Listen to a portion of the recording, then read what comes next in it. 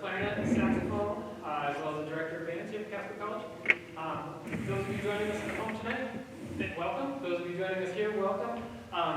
This is my first experience with, we're having this live on YouTube as well as Instagram. So if you are not from Casper, welcome to our hall. Tonight we have a really cool program for you, and we don't have a physical program, but I'm going to talk to you a little bit about pieces we're going to play as we kind of go through the list. So there are 5 pieces tonight if you're keeping track. The first one we're going to play, let me back up a step here. The pieces we play and we choose to work on as adults and professionals often say more about us than all the social media posts or whatever. So I want to preface these, but you can go home and you can Google the history of these. But I think when you really understand why a person plays a piece or what their motivation is for it, I think you come to understand them better as a person, and you can't Google that. So this first piece we're going to play for you is a concerto for clarinet and orchestra, as it is. We have Paula, who's going to do a fantastic job with it. And we have, this piece was written in the late 1940s for a clarinetist you may have heard of named Benny Goodman. He was kind of the rock star clarinetist, instrumentalist during, the jazz era and then all the way into the 80s. So Benny Goodman went around and he asked composers to write pieces for him. He was very wealthy by this time, and one of the big name composers of the time was Aaron Copland. So Aaron Copland wrote this piece for him. It took him about 2 years, and they kind of went back and forth about some of the changes. My experience with this piece goes back to about 1996, when my high school clarinet teacher said, "Josh, you should really look at this piece. You really like Benny Goodman, and you're gonna, I think you do a good job with it." So his name was George Zabrano, and he was really a big inspiration to me as a clarinetist. And I hope that you guys, you students, take that away from your experiences with your faculty, your teachers. You're going to learn so much from them, even if it'll be about music, but it'll also be about life.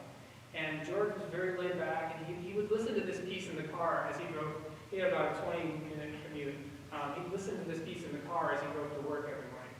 And I just think about him out on those icy Colorado roads and driving out there to the potato fields and just listen to this starts out very peaceful and placid, and then it gets really fun at the end. So anyway, we're going to play it for you. This is Aaron Copland's concerto for clarinet and orchestra.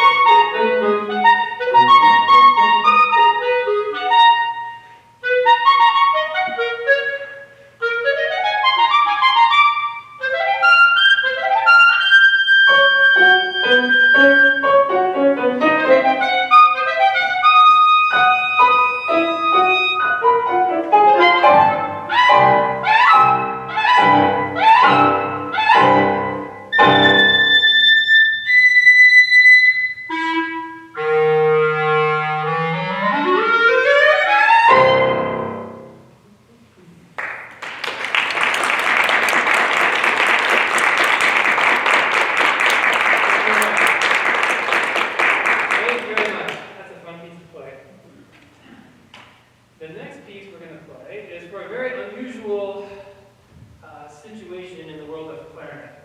There are not a lot of pieces written for unaccompanied E-flat clarinet. And for those of you that are not in the clarinet circle, an E-flat clarinet is just like a regular B-flat clarinet. This is the B-flat clarinet. This is what you learned in 5th grade band. This is you can see it's a little bit smaller and it's a little bit higher. I love playing E-flat clarinet. It's a lot of ways, if you've driven a motorcycle, think about it like this, a vehicle analogy. If you play a regular soprano B-flat clarinet, it's a lot like driving your normal sedan. It handles well, it corners well, it's fun. It can go fast if it needs to, but it's pretty safe. If you play bass clarinet, it's a lot like driving a pickup. It's kind of rough and tumble and doesn't quite go as fast, but it's still fun to drive. E-flat clarinet is like driving a crotch rocket. It's fast, it's high, it's loud, and if you mess up, you are gonna die. So this piece came to me last. I heard it first at the International Clarinet Convention in Knoxville, Tennessee, last summer, and it was commissioned by a woman named Jennifer Fraley, who's a friend of mine, and she was an adjunct instructor at Troy State University. So the title is Neutrino, and I didn't know what a neutrino was until a couple years ago. A neutrino, and I can see Mark sitting back there. Hopefully I don't screw this up. But a neutrino is a very, very small particle, like smaller than an atom. And exactly 187,000 years ago, give or take, we witnessed something called a supernova. So 187,000 years ago, a supernova exploded. The light from that reached Earth in 1987. So we titled the supernova 1987A. And the scientists started thinking about, well, we were receiving these particles. So they had sort of hypothesized about this extra particle that's present in solar decay as well as in nuclear radiation. And they sort of hypothesized it, so they built this huge lab in Japan. All of a sudden, in 1987, it started pinging. And 3 hours before the supernova sort of imploded, it shot off all these neutrinos into the galaxy. Neutrinos, if you take a look at your hand, right now, millions of neutrinos are passing through your hand and you don't even know. And they're going almost the speed of light. So they're really fascinating. So I came to this, if anybody's seen the Neil Tyson deGrasse series called Cosmos, it's awesome. And he's got this whole way of explaining it. It's really fascinating. But anyway, coming back to this piece is actually for my grandfather. And my grandfather introduced me to the Carl Sagan version of which the series is based on. And my grandfather and I used to go out and we built this telescope and we'd look at the stars and he'd kind of talk to me about how they're made and what they do. And thinking about those particles leaving 187,000 years ago, it's just fascinating. And they pass through the whole Earth and they just keep going. So this piece, a lot like the neutrino, is small and light and I hope you enjoy it.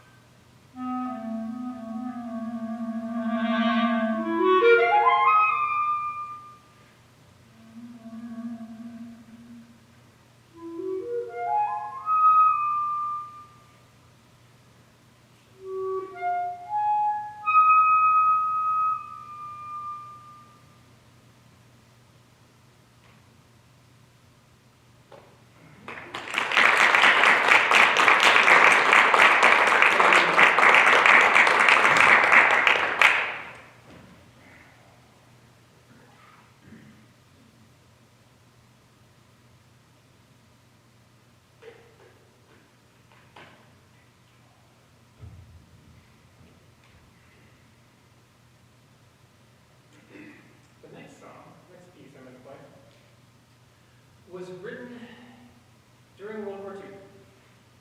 And Messiaen was a French composer, very well known.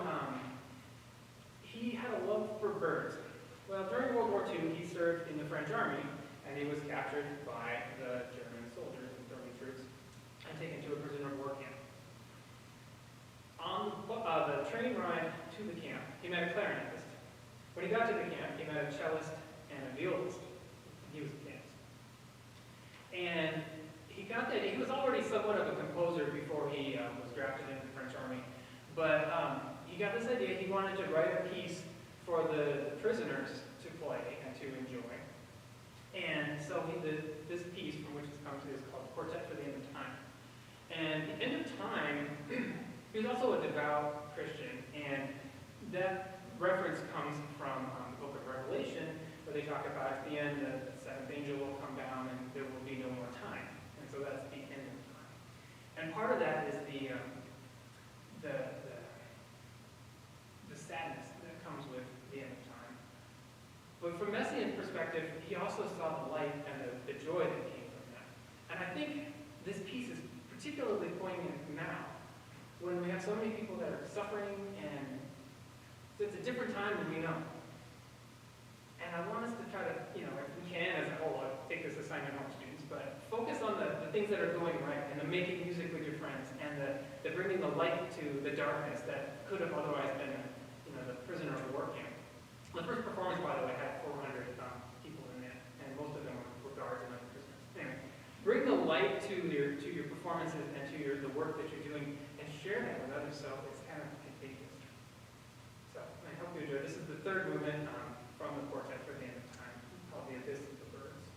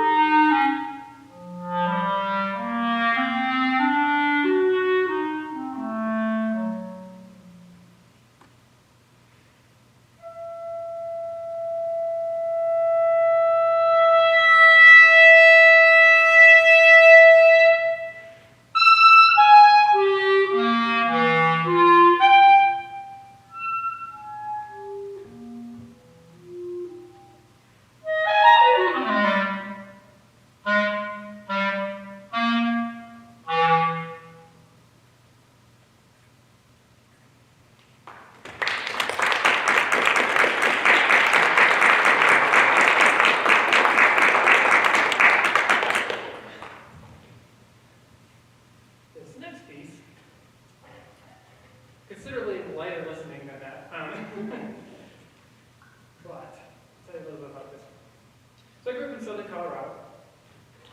Went to high school in Alamosa. Taos is not very far down the street from us, a couple hours down the road. And I first heard this Native American flutist named Carlos Naka. Amazing. And I heard him on a recording, and then a couple months later or something, this guy named Robert Mirabal, also from the same kind of area, came to play at the college when I was living there. And he played these Native American flutes, and I'd never seen anybody do that in person before. It was amazing. And, you know, there's something really special. If you've been to Taos or Santa Fe, there's something kind of magical about that. There's wonderful old church called Shemayo, where these people go, and the dirt is in the ground is supposed to be blessed, and so it helps people heal. About 5 years ago, my grandmother died, and my uncle, in his sort of after second career or second hobby, I don't know what you call it, has taken up Native American flute. And he called me up and he said, well, at the memorial service for this, do you want to play this piece called Crowing by our Carlos Nakai and that guy named James DeMar? I said, oh, I'd love to. I love that kind of music. I think it's really fun. And I've been waiting for the perfect time to play it. So up here we're going to have Delores Thornton. She's our flute instructor here. She's also a principal flutist with the Wyoming Symphony. Amazing player. So it's really fun to get to collaborate with people for caliber. So we're going to play Crowing for you. And I want you, here's your assignment on this one. I'd like to give you an assignment for these. I want you to let the music take your mind wherever it wants. Wander and have this journey, right? And see where you come out. And just enjoy the sound washing over you. I hope you enjoy Crowing.